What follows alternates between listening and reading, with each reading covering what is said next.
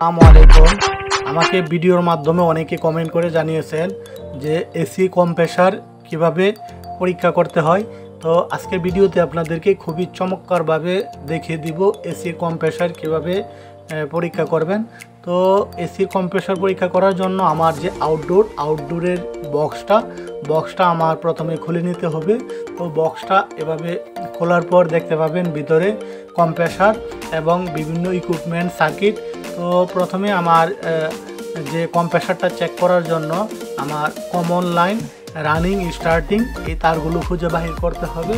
বাহির করে আমরা দেন চেক করব।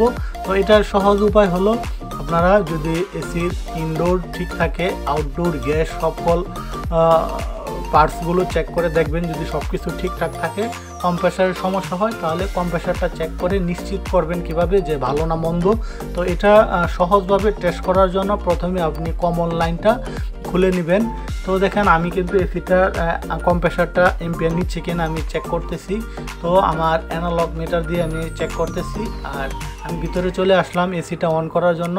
তো অন করে আমি দেখব যে আমার কম্প্রেসারটা চলে কিনা নিশ্চিত হওয়ার জন্য। তো নিশ্চিত হওয়ার জন্য আমার এম্পিয়ারটা শো করে কিনা দেখব। যদি এম্পিয়ার শো না করে, অর্থাৎ আউটডোর স্টার্ট না হয়, তাহলে আমার কম্প্রেসারের সমস্যা। তো কম্প্রেসার এটা হলো প্রাথমিক পরীক্ষা। তো আমি ডিজিটাল মিটার এবং অ্যানালগ মিটার দুইটা দিয়েই আমার ফিউজ এবং অন্যান্য ডিভাইসগুলো চেক করে নিচ্ছি।